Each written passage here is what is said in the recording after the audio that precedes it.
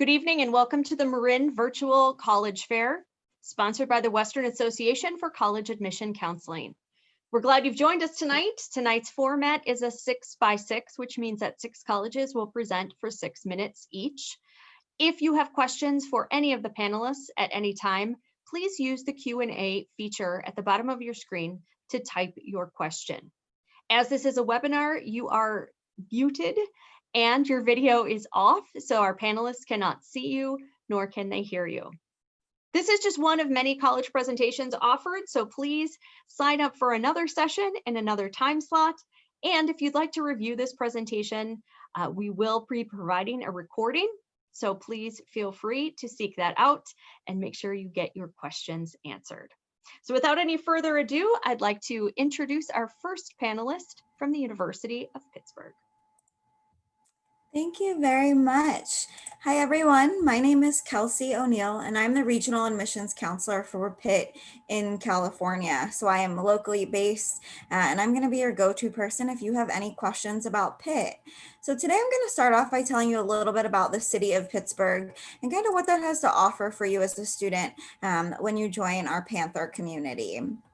So we are about 3 miles, 10 minutes from downtown Pittsburgh in a pretty urban campus. It's pretty cool because you have that urban environment, but you're not in the heart of the city. So you get to enjoy everything the city has to offer, but you still get to go to school and live on a college campus. Everything on our campus is going to be walkable. There's lots of green space for you to go out and enjoy nature, but you still get that hustle and bustle of the city. As you can see, this is our campus here. It is a backside photo of it, but it really highlights our Cathedral of Learning, which is a building of 43 stories of classrooms and professors' offices. It kind of looks a little bit like Hogwarts on the inside, and it's just kind of the staple of our campus, and everything around it is surrounding academic buildings and residence halls for you to enjoy as a student. But because we are so close to downtown Pittsburgh, there are going to be some really awesome opportunities for you if you become a student at Pitt. So within internships and networking opportunities, no matter what you are studying, Pitt is not an ordinary college town. You can work with Fortune 500 companies. There are 18 of them in Pittsburgh. It's got a wonderful arts and entertainment scene, the sports and food all around you. You can really go out and explore, and all of it is going to be with free public transportation. So coming from California, you will not need a car to navigate the city. It'll be really accessible to you. And it's also a super beautiful city. So we have 446 bridges, more than Venice, Italy, and a lot of steep hills. But that being said, I'm going to jump into our academic opportunities and how that is structured at Pitt. So as a freshman, you will apply into one of our 5 academic schools. Our largest is going to be our School of Arts and Sciences, but then we have direct entry programs in our 4 professional schools of engineering, business, computing and information, and nursing. We have over 100 different majors that you can choose from as a student at Pitt, and none of those majors are impacted. So it gives you a lot of flexibility within the school you are admitted to explore and study different programs and figure out what you really want to do. We also have a lot of great academic opportunities for you. We have a guaranteed internship program, so we want you to get work experience. We give just under $1 billion every year for students to do undergraduate research. So if that's something of interest to you, you don't have to be a health science student. You can be a student in any single major on Pitt's campus to participate in this undergraduate research. If you are interested in those health sciences or any STEM major, we have 6 teaching hospitals directly on our campus. And this is a variety of hospitals, so children's, women's, psychiatric, veterans, trauma. So you're going to get a really good hands-on experience starting as early as freshman year. At Pitt, we have over 350 study abroad programs in about 75 different countries. So as long as it's safe to send you there, we can find a program that fits your needs, whether it's duration, whether it's a specific country, whether it's major specific. So we want you to get this opportunity as a student, and it will really help expand your portfolio and your academic background before you go on to graduation and post-college life. We also have tons of internships and co-ops abroad as well for students. So lots of opportunities to put to use what you're studying. At Pitt, we also have a wonderful student life. I might be a little biased as a Pitt Panther myself, or I was years ago, but it's a wonderful undergraduate experience with hundreds of organizations to choose from. We have a wonderful Pitt Arts program, so if you're interested in the arts, you can really get involved in the community and experience a lot of cool things. We have Division I sports, so great school spirit. And whether we're winning or losing, you're still going to have fun in that student section with your friends. We have tons of awesome places to eat on campus and in the surrounding neighborhood of campus. And we also have guaranteed housing. So every single thing you will need on campus as a student, between housing, dining, your classes, are all going to be in walking distance of you. It's all pretty compact on a couple city blocks. But we want you to find that home away from home with our guaranteed housing. It is also not required, but it's going to be a great place for you to kind of meet those friends and build that network within the Pittsburgh community of your lifelong friends. A few updates before I finish up today on how to become a Panther and our application process. This year, we are test optional in all programs except for nursing. If you are a nursing student and are unable to take a test, as I know that is a big problem in California right now, please reach out to me and I'm more than happy to help. We're rolling admissions, so it's super important to apply early. It's going to be really beneficial to your application. And about 4 to 6 weeks after your application is completed, you should get a decision from us. There will be a few important deadlines to be aware of, so just make sure you ask or check our website for anything additional than our just general application.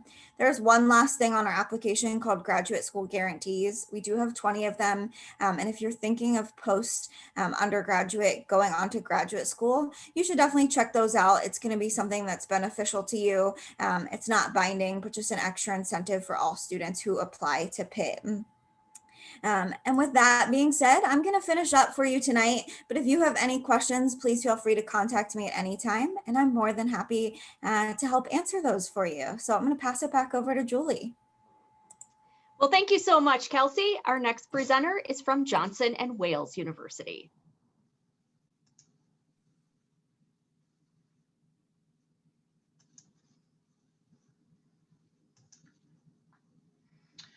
Hello, everyone. My name is Pat Romero, and I'm from Johnson & Wales. And Johnson & Wales University is actually, sorry, my PowerPoint has decided not to respond, of course, right? Let's try this again. Here we go.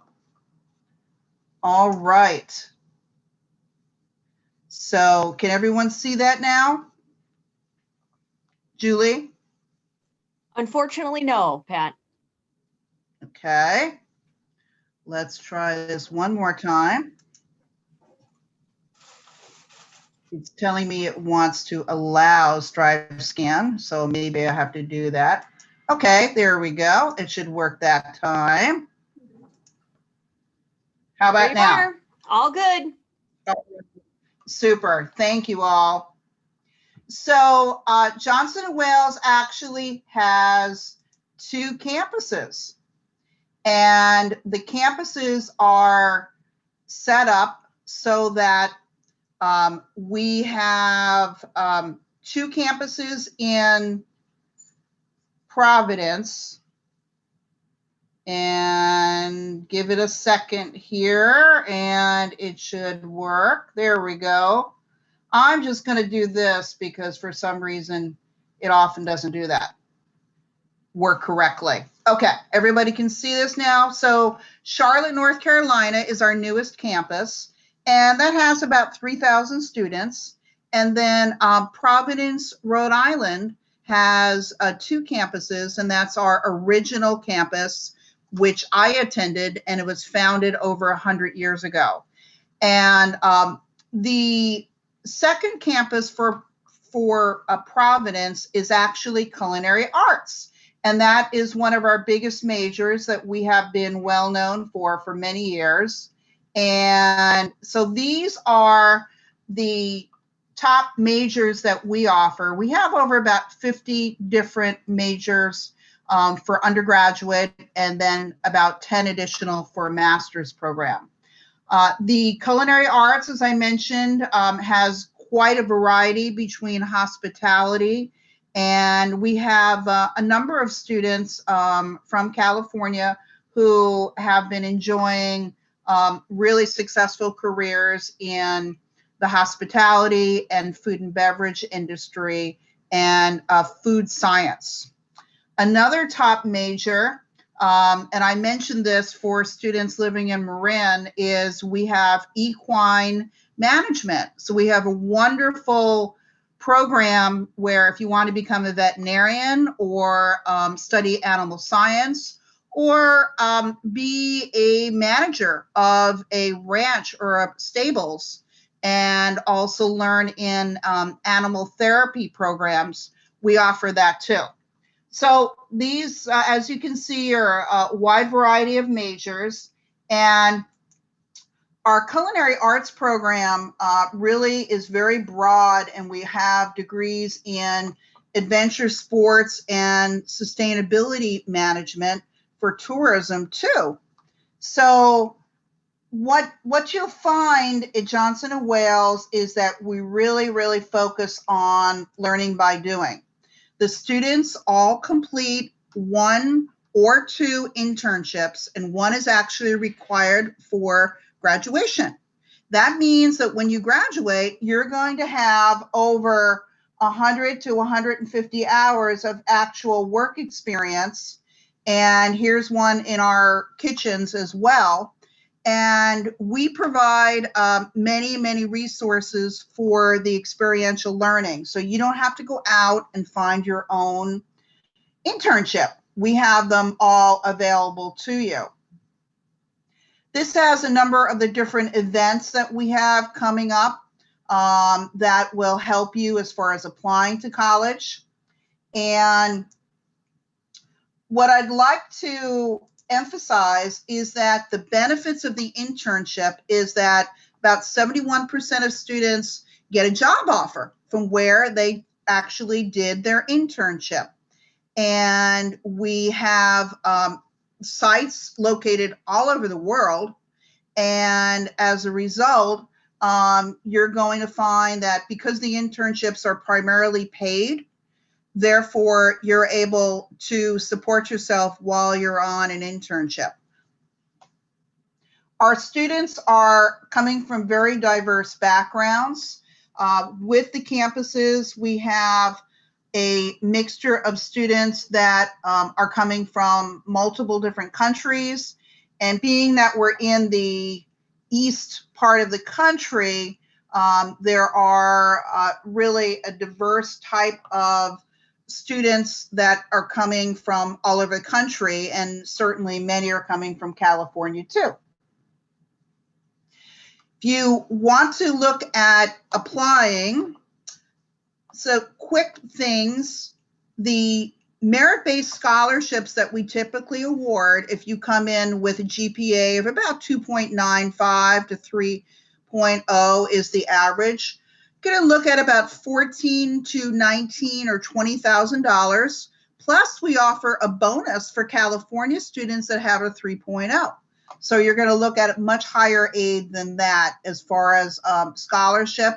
And then additional opportunities are available through need-based aid as well. The students that are interested in athletics, we are Division III. So that means that we have many different sports at the championship level or competitions. And our women's volleyball team is really successful. The only sport we don't have is football. So, but we have many different clubs and organizations that students can participate in. The application process is actually pretty straightforward. There's no fee, and you can apply either online or through the Common App. We are test optional. We always have been. And so therefore, you know, if you have that GPA that I mentioned, you don't have to worry about that at all. The Hey, only Pat, program, I'm yes. going to interrupt you because your time is up, and I want to make sure we get to all of our presentations tonight. So thank you so much for sharing about Johnson & Wales. And Thank next, you. I'd like Yeah, and I'd like to introduce our rep from Franklin and Marshall College.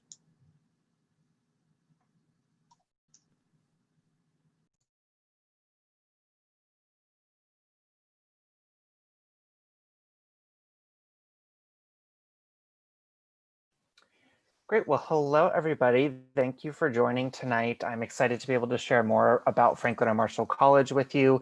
My name is Philip Marbito. I'm an assistant director of admission here at Franklin and Marshall. I serve as the regional representative for students from Northern California. So I'm excited to be your point of contact here at FNM. If you do have additional questions after today, certainly would love to stay in touch going forward. Over the next couple of minutes, I'll give you an overview of who we are as an institution and some steps to become a student at our institution, and be able to give you some high-level overview of what we're about.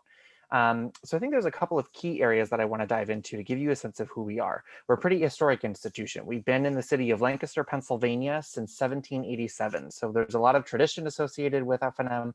The photo that you're looking at right now is Old Main.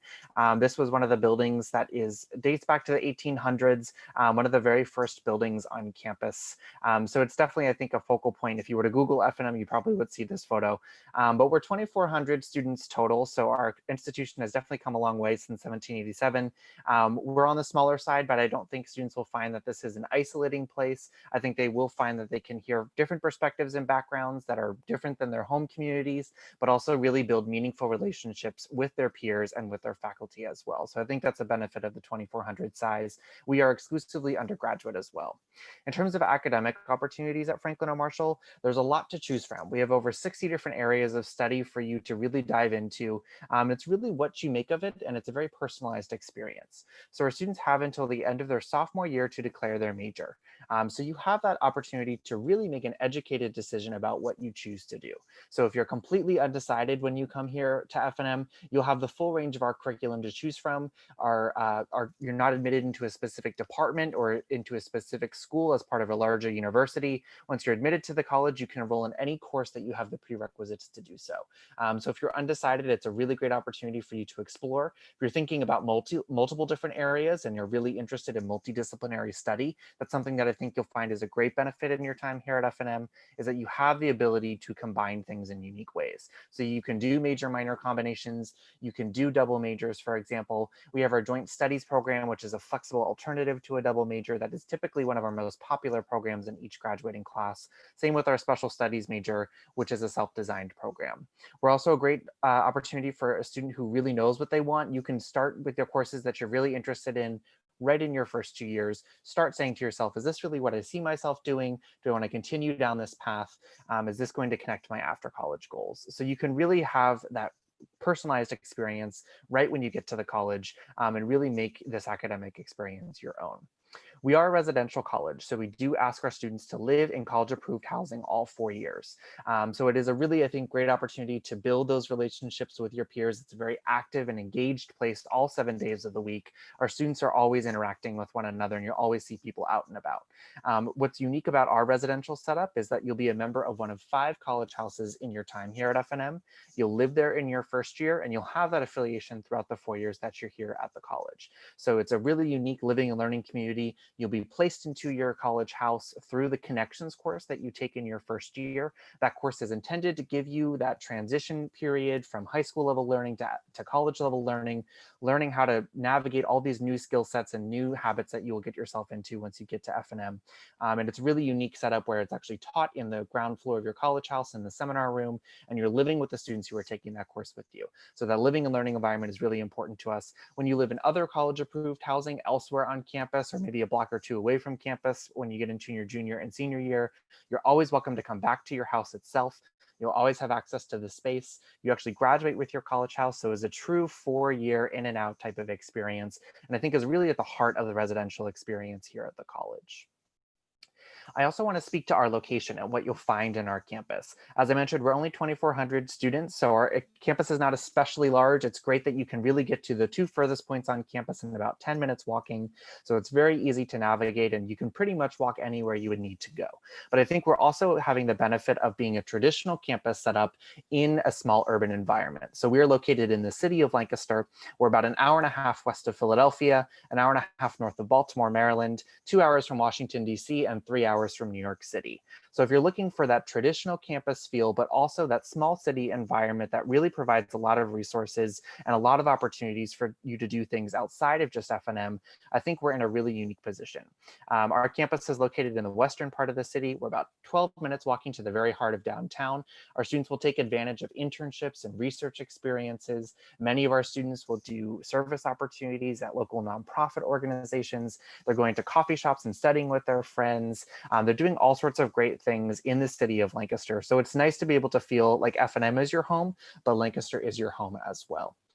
So it's a pretty unique setup there for sure. And I think definitely something that you will have your time to explore here at F&M.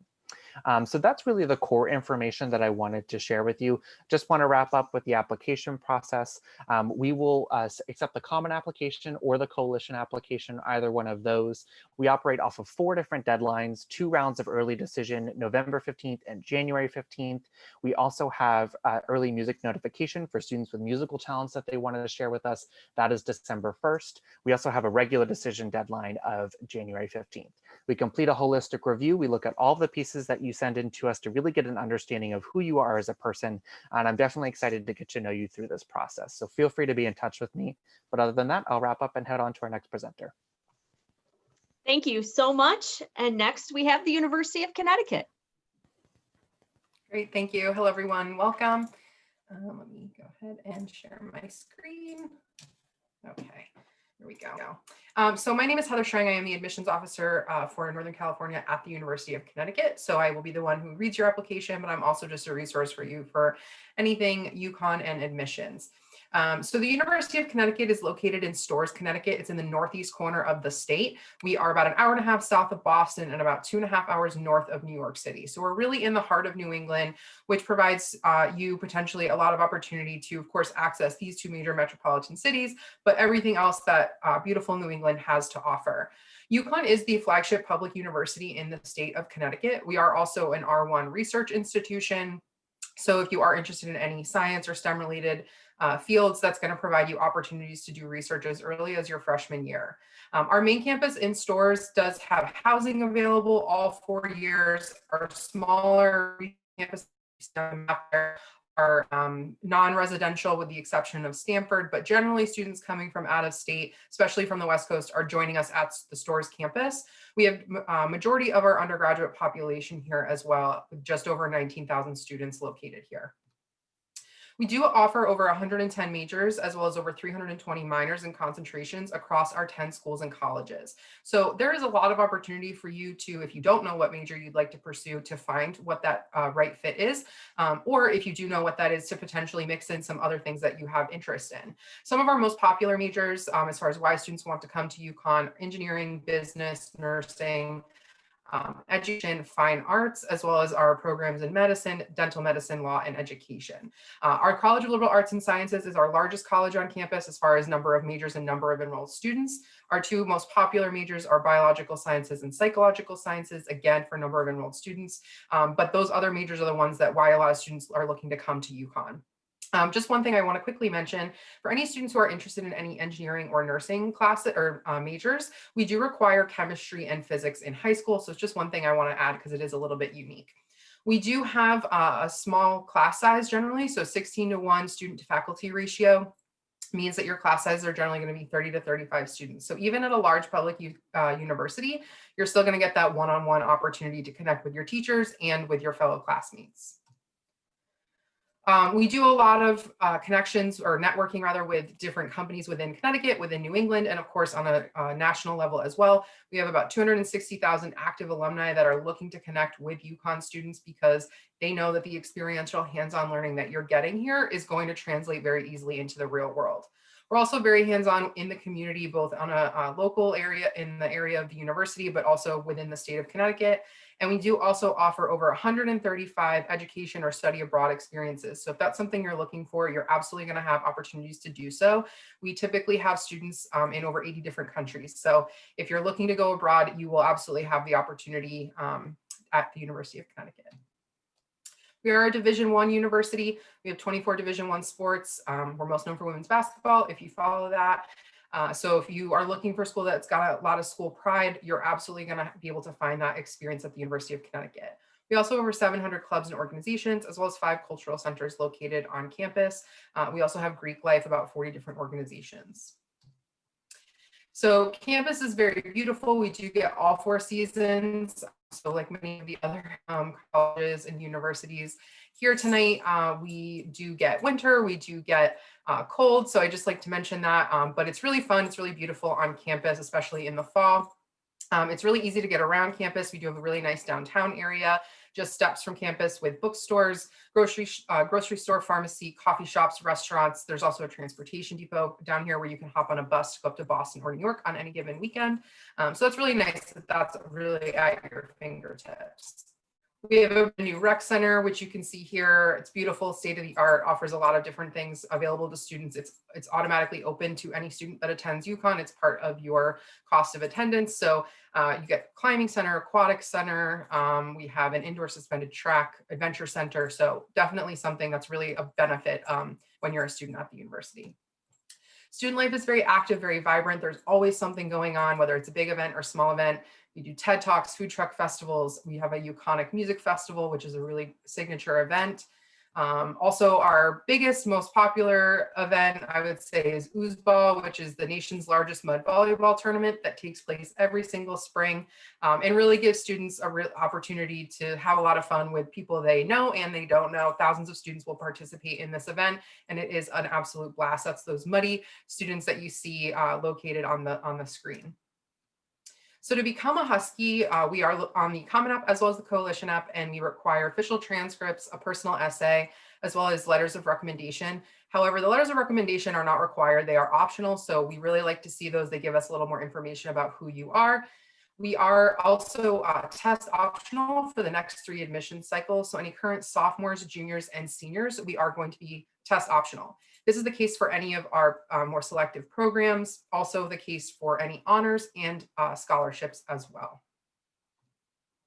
So we do not have early action or early decision at the University of Connecticut, but we do have a priority consideration deadline of December 1st. So this is, you get that priority consideration for merit scholarships and honors, which you're automatically considered for when you apply to UConn. January 15th is the final deadline, and then all decisions are released on March 1st.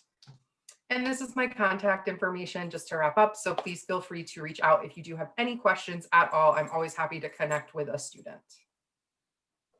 And thank you very much. Oh, thank you. And so from the Huskies, we go to the Nittany Lions. Welcome, Penn State. Thank you so much, Julie, and thank you everybody for joining us this evening here, afternoon there, I think. My name is Isabel. I am the California recruiter for Penn State, so it is my pleasure to talk to you a little bit more about our university this evening. I'm stalling as I get my slideshow up. There we go.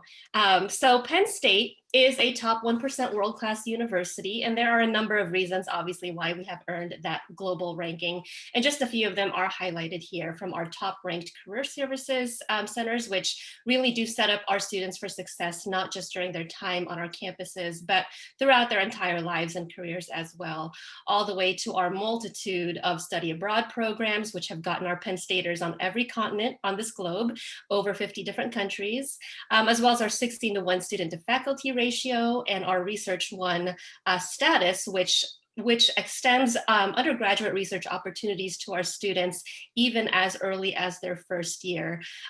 There's, like I said, so many endless reasons why we are such a highly ranked university. These numbers here are really important and numbers that we are very proud of at Penn State. Our 93% retention rate is about 12% higher than the national average, and our 85% graduation rate is about 30% higher than the national average. Something that's not as well known about Penn State, actually, especially from our West Coasters, is that there are 20 campuses that comprise Penn State. So we offer our students different and distinct campus locations, but the important thing to keep in mind is that we are one university. So one application, one transcript, one diploma that all say the Pennsylvania State University on it. Our campus system gives our students the ability to create their ideal Penn State experience based on campus size, location, location, environment, and cost. So our main campus, our largest campus is here, University Park. It's 46,000 students, but as you can see, we have many other campus locations that range in size from 400 students to 5,000 students, and then that big leap to University Park at 46,000 students. We also have a really unique 2+2 plan, which allows our students to start almost any of our degree programs at any campus, as long as they finish their final 2 years at the ending campus that offers their degree. And because this allows for greater flexibility and options, actually over half of all Penn Staters can earn their degree or do earn their degree through this popular 2+2 plan. If you're not familiar with where Pennsylvania is, you can see up here on the right-hand corner that we are an East Coast school, like many of my colleagues here tonight. And actually I'm from California. So if you've got questions about what it's like to be on the East Coast as opposed to the West Coast, email me. I'm more than happy to talk about that as well. We have over 275 different academic programs. I would say we are typically most well known for our College of Business, our College of Nursing, our College of Engineering, and our College of Science, but we have so much more than that, as well as some really great honors program options as well. So we do have one of the top public honors colleges in the country, which is our Schreier Honors College, and they have a separate application process, and I'm more than happy to give you more information about that as well if you email me at the end. But we also have discipline-specific honors programs for students studying business, in the liberal arts, and in the STEM fields as well.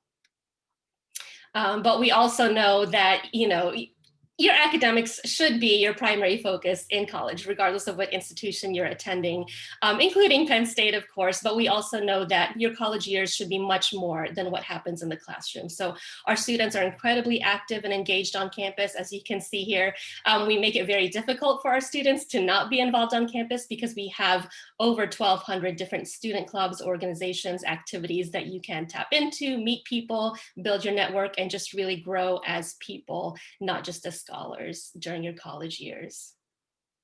Now, as far as our application requirements, here they are. We are test optional this year, possibly for future years as well. We just will determine that in the upcoming months. You will notice we don't have any required essays. We don't require letters of recommendation. We don't require other supplemental materials either, just mainly an application and a self-reported academic record. We are on the Common App. We are on the Coalition. We also have our own Penn State application as well. So whichever one works best for you, that is the platform that you should use to apply. And we do have a November 15th early action deadline, which is a non-binding deadline. And then after that deadline, we will just move into rolling admissions. And we always love to end with this highlight that Penn State is known to have the world's largest living alumni network. We have Penn Staters in every corner of the globe, including California, and they're working and they're leaders in every business and every industry and every field and discipline. So the important thing to know there is that you really do have a wonderful opportunity to join a great big family and network of Penn Staters that are going to be there to open doors for you throughout your entire lives when it is time for you to look for internships, co-ops, research projects, and especially for career opportunities and career advancement as well. So that being said, please, I encourage you to follow us on social media. Here is my email address. Always feel free to reach out to me if you've got questions about anything, Penn State or just college related. If you're interested in attending a virtual campus tour, a virtual student panel where you can ask our current students some questions about actual campus life and their experience with Penn State, I encourage you to check out our Experience Penn State page here as well. So that being said, thank you so much for your time and enjoy the rest of the fair.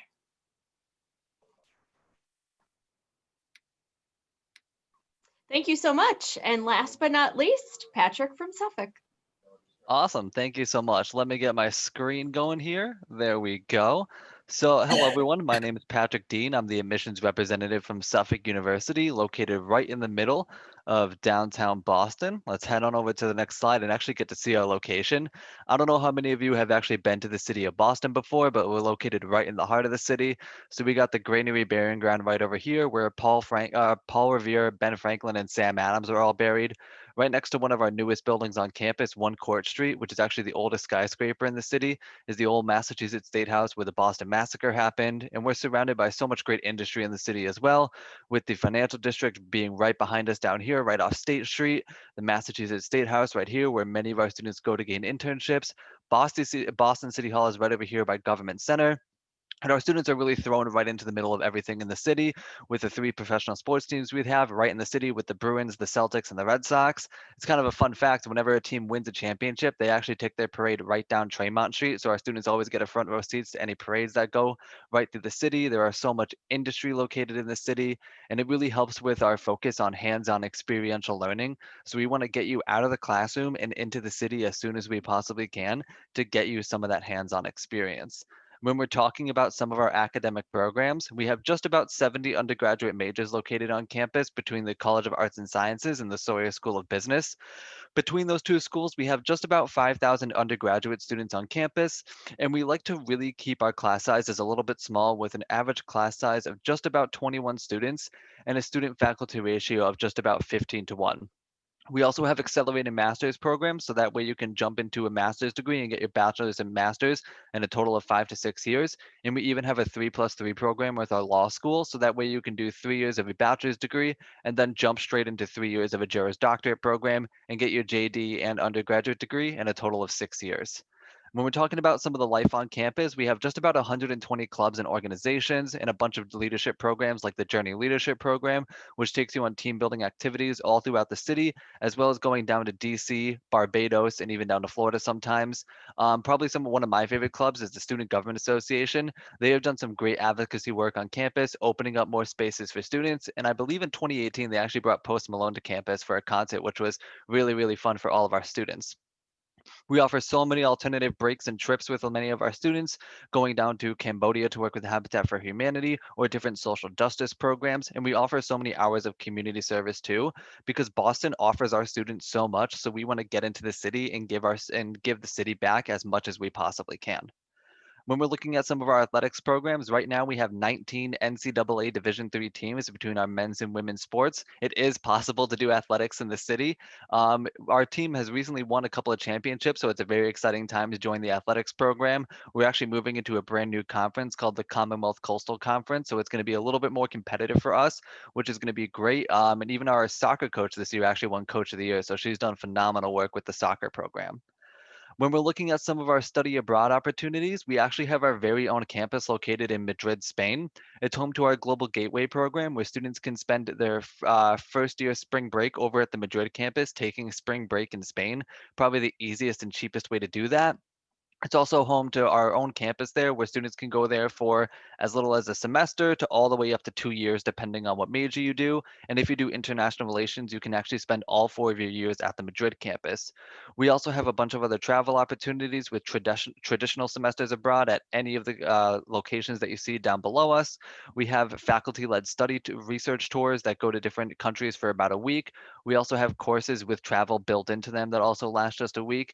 And just like people come from all over the world to the city of Boston, people come from all over the world and all over the country to Suffolk University as well, including many students from California. Right now, about 21% of our undergraduate population is made up of international students, making us the 3rd highest percentage in the country.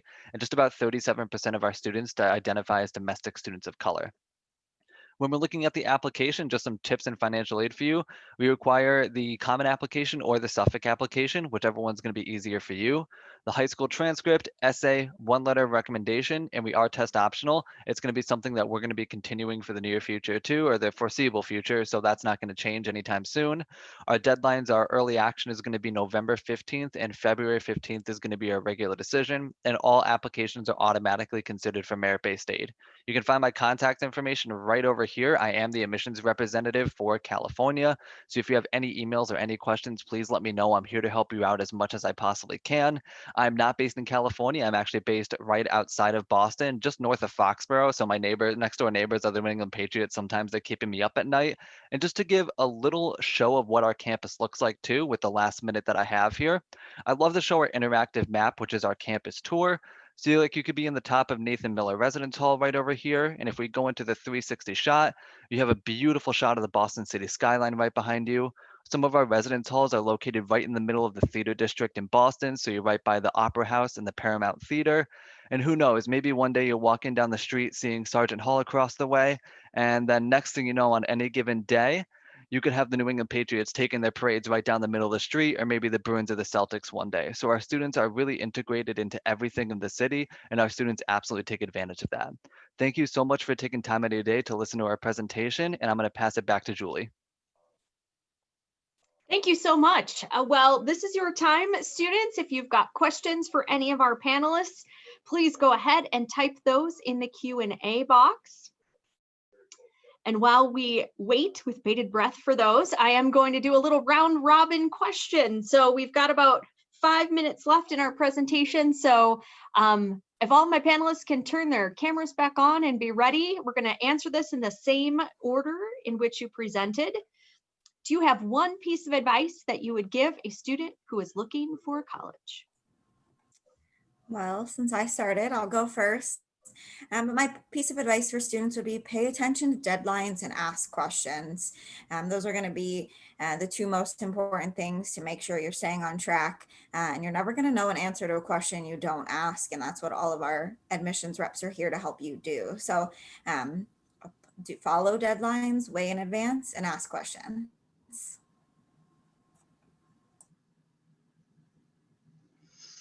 Hi, I'm Pat with, oh, sorry. I thought I was second. Go ahead, Heather.